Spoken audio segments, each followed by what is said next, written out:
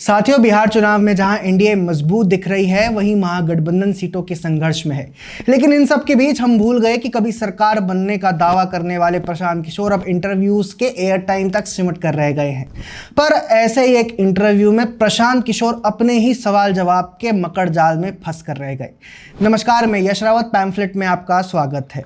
जब प्रशांत किशोर के ऊपर जन स्वराज के लिए शेल कंपनी बनाकर फंडिंग के नाम पर मनी लॉन्ड्रिंग करने का आरोप लगा था, तब उन्होंने कहा था कि उन्हें नवयुग कंस्ट्रक्शन नाम की कंपनी से 11 करोड़ रुपए फीस के तौर पर मिले थे, जिसके लिए उन्होंने केवल 2 घंटे की सलाह उस कंपनी को दी थी। पहले आप उनका ये वीडियो देख लीजिए। मैं खाली आपको उदाहरण देता हूं। नवयुगा कंस्ट्रक्शन के नाम पर किसी ने कहा पैसा दिया है, बिल्कुल दिया है। 11 करोड़ रुपया लिए है। 11 करोड़ रुपया 2 घंटा सलाह के लिए लिए। उनको एक प्रोडक्ट लॉन्च करना है, वो लॉन्च करने के लिए हमसे सलाह चाहिए, तो 11 करोड़ रुपया हमने कहा पार्टी को डोनेट करो, तब 2 घंटा का सलाह देंगे। ये बिहार के लड़के की ताकत है, ये सरस्वती की ताकत है। हम लोग चोरी नहीं करते, नवयुगा से घूस नहीं लेते हैं, अपना यहाँ मेहनत करते हैं, उसका फीस लेते हैं, और जो भी पैसा मिलता है अपना खर्च काट के जो बच जाता है वो पार्टी में डोनेट करते हैं। सोचिए, प्रशांत किशोर कॉर्पोरेट मार्केटिंग में क्या विद्वता रखते हैं, ये दुनिया को पता ही नहीं था। वैसे इसका मतलब ये नहीं है कि 11 करोड़ फीस मिल गई तो दुनिया को प्रोडक्ट ब्रांड बिल्डिंग की उनकी विद्वता का पता चल गया। कारण ये है कि प्रोडक्ट ब्रांड बिल्डिंग की उनकी स्किल का अभी तक का कोई प्रमाण तो है नहीं।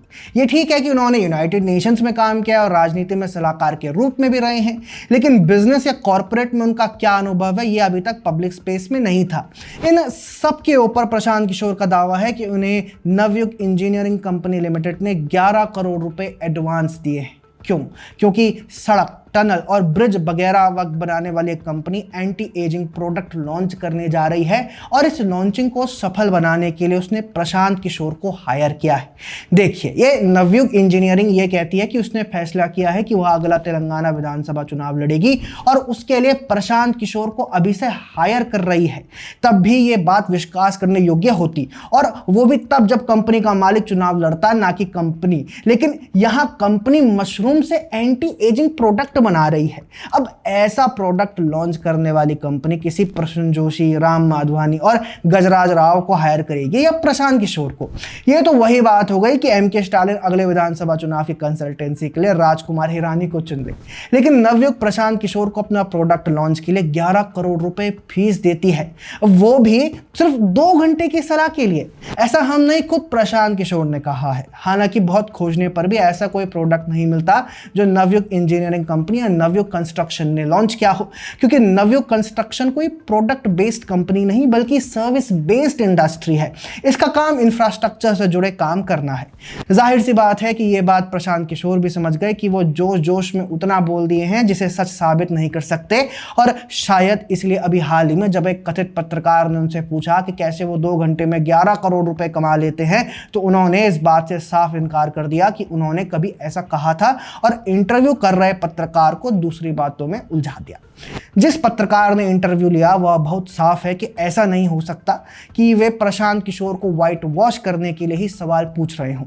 लेकिन प्रशांत किशोर गेंद को लपक नहीं पाए, क्योंकि वे जानते हैं कि उन्होंने पहले ही बयान देते हुए लंबी फेंक दी और सच को छुपाने के लिए एक बहुत ही कमजोर झूठ बोला है। आप ये वीडियो देख लीजिए। किसने बोला 2 करोड़ 2 आवर्स? आपने 2 घंटे का जिक्र किया ही नहीं। बिल्कुल नहीं किया है, आप जाके फिर से चेक कर लेना।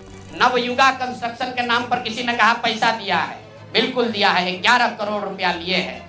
11 करोड़ रुपया 2 घंटा सलाह के लिए लिए। प्रशांत किशोर की बातें सुनकर ऐसा लगता है कि वे हमेशा जल्दी में रहते हैं, वे कभी भी सुनने के मूड में नहीं रहते, इसीलिए ऐसी ऐसी बातें बोल देते हैं जिनका कोई आधार नहीं होता। हालांकि प्रशांत किशोर को मीडिया ने बहुत ग्लोरीफाई किया कि वे बहुत शिक्षित, बहुत विजनरी व्यक्ति हैं जो बिहार में क्रांति ला देंगे। लेकिन शुरुआत से ही जब प्रशांत किशोर ने पलायन रोकने का या बिहार को विकसित बनाने का अपना विजन रखा था, तो उसमें ना इंडस्ट्री की बात थी, ना रोजगार की। उनका जो प्लान था वो उन्हें खुद ही समझ नहीं आया था, इसलिए बिहार की बात करते करते वे विदेश तक पहुंच गए थे। आज तक प्रशांत किशोर ने बिहार के नाम पर कोई ठोस प्लान नहीं दिया, बस ये बताया कि कैसे वे 200 करोड़ रुपए कमा लेते हैं और कैसे 2 घंटे में 11 करोड़ का चंदा ले आते हैं। लेकिन जब उन्हीं बातों पर उनसे प्रश्न होता है तो वे भागने लगते हैं।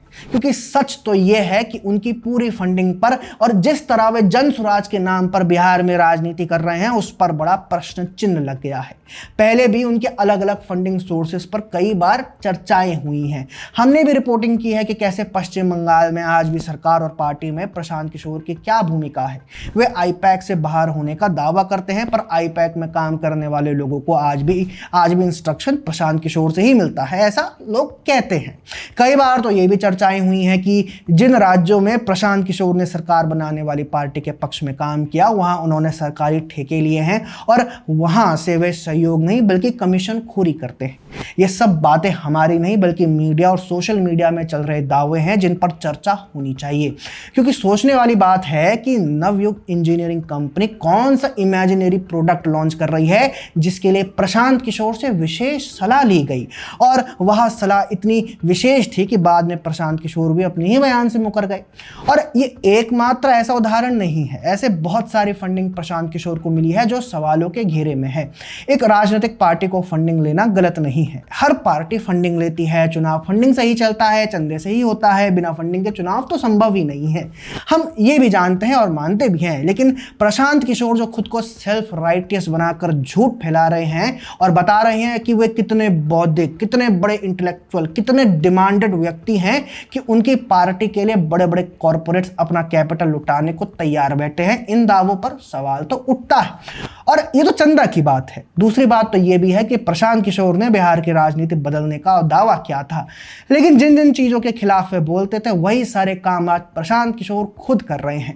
प्रशांत किशोर पर टिकट बेचने के आरोप लगे हैं, प्रशांत किशोर की पार्टी ने गुंडों को टिकट दिया, प्रशांत किशोर की पार्टी ने कट्टरपंथियों को टिकट दिया, प्रशांत किशोर की पार्टी ने अश्लील गाने वाले गायक को टिकट दिया।